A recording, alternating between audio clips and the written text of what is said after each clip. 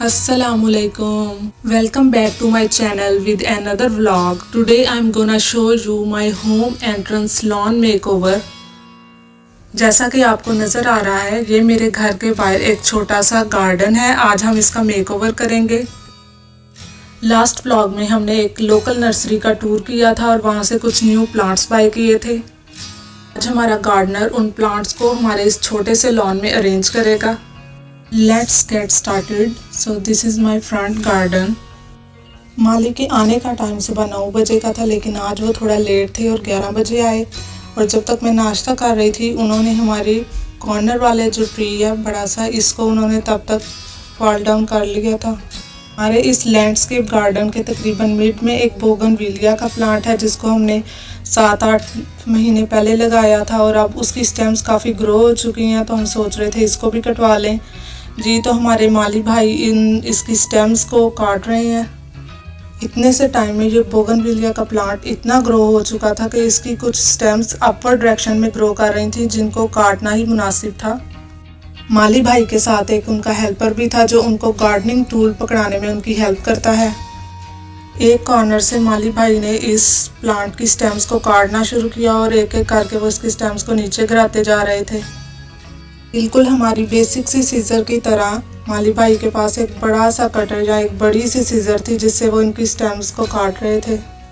जैसे जैसे माली इनकी स्टेम्स को काट रहा था, अपवर्ड एरिया लॉन का क्लीन होता जा रहा था और लॉन का जो फर्श था वो काफ़ी मैसी होता जा रहा था। दोनों दरख्त हमारे नीचे आ चुके हैं। देखते ही देखते ऑलमोस्ट इस बोगनविलिया की अपवर्ड जो स्टेम्स थी वो कटती जा रही थी और एरिया क्लीन होता जा रहा था। और जो एक मैसी सी लुक क्रिएट हुई थी वो अब नीट होती जा रही थी। तमाम बड़ी नेट्स को काटने के बाद माली भाई ने ज़्यादा मज़ीद नीट लुक देने के लिए इसकी छोटी छोटी स्टेम्स को भी काट दिया और बिल्कुल अरेंज कर दिया। Coming to the corner of the main entrance, यहाँ पे एक बड़ा सा दरख्त था, कनेर का दरख्त, जिसको हमने 2 से 2.5 साल पहले लगाया था और ये अब काफ़ी बड़ा हो चुका था और इसके ऊपर येलो कलर की फ्लावरिंग होती थी, जो बहुत ही प्यारे फूल लगते थे, लेकिन जब वो नीचे गिरते थे तो काफ़ी गंद भी पड़ता था। After cutting all the upward stems of the bougainvillea, माली भाई अब नीचे आ चुके हैं और अब बारी है इस कनेर दरख्त को उसकी रूट्स से निकालने की। जैसे कि मैंने आपको बताया कि इस प्लांट को लगे हुए 2 से 2.5 साल हो चुके थे, तो इस दरख्त ने अपनी जड़ें काफ़ी मजबूत कर ली हुई थी ज़मीन के अंदर। जैसे इस प्लांट को उसकी रूट्स के साथ निकाला जा रहा था, तो देख के अफसोस भी हो रहा था, दुख हो रहा था, लेकिन इसको निकालना भी ज़रूरी था, क्योंकि इसके बारे में हमें पता चला था कि इसके जो लीफ हैं वो बच्चों के लिए पॉइजनस हैं और 1-2 और रीज़न्स की वजह से भी हमें इस प्लांट को उसकी हैबिटेट से निकालना पड़ा। पौधा काफ़ी बड़ा हो चुका था और उसकी रूट्स भी ज़मीन के अंदर काफ़ी डीप जा चुकी थी, इसलिए उसकी रूट्स को निकालना तो मुश्किल था, क्योंकि यहाँ पर हमारा सीवेज का एक पाइप भी था, इसलिए हमने उसकी रूट्स को निकालना मुनासिब नहीं समझा और with the help of x हमने उसकी स्टेम को ज़मीन के ऊपर से ही काट दिया। एक लिविंग प्लांट डेड हो चुका था और वो अब हमसे नाराज़ हो चुका था, इसलिए वो खुद ही यहाँ से भाग गया और सामने वाले ग्राउंड में जाकर छुप गया।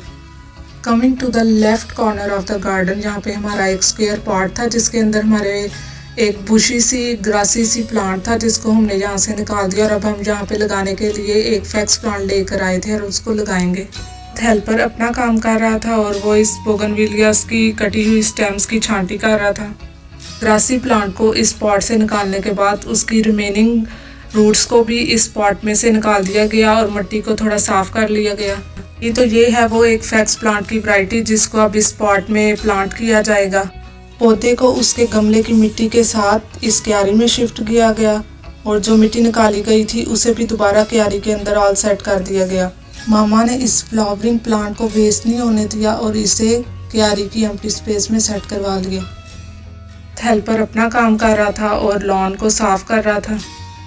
जितने प्लांट्स एक्सट्रैक्ट करवाने थे या कटिंग करवानी थी वो हो चुकी थी, यानी पहला स्टेप हो चुका था। अब नेक्स्ट स्टेप था सफाई का और लॉन की सफाई की जा रही थी। साइड क्यारी के नीचे से भी कटेड लीव्स को निकाल दिया गया और ये जगह साफ कर दी गई। सारे पॉट्स को अपनी जगह पे सेट कर दिया गया और उसके बाद सफाई स्टार्ट हो गई। ये वो मैरीगोल्ड के 6 पॉट्स हैं जो हम नर्सरी से बाय करके लाए थे। सबसे पहले मीडियम साइज्ड रिवर स्टोन को सेट किया गया और उसके बाद जो न्यू बाय हमने वाइट स्टोन किए थे उनको भी सेट करने की बारी थी। इनको बहुत ही अच्छे तरीके से माली ने सेट किया। हाँ, एक तरफ स्टोन्स का DIY किया जा रहा था, वहाँ दूसरी तरफ हेल्पर लॉन को साफ कर रहा था। जी, तो ये बहुत अच्छी तरीके से वाइट स्टोन्स सेट हो रहे हैं हमारे। 12 बज चुके थे। माली ने लॉन की सफाई स्टार्ट कर दी और उतनी देर में उनका हेल्पर उनकी बेटी को स्कूल से ले आया। लॉन की सफाई के बाद अब थर्ड स्टेप था मिट्टी की गोडी करने का। जिस जगह से हमने कनेर प्लांट को एक्सट्रैक्ट किया था वहाँ से उसकी रिमेनिंग रूट्स को निकाल लिया गया और जगह को साफ कर दिया गया और एक नए प्लांट को लगाने के लिए जगह बना ली गई। और ये है वो हाइबिस्कस प्लांट जो हम अपने लास्ट लोकल नर्सरी के विजिट में इसे बाय करके लाए थे।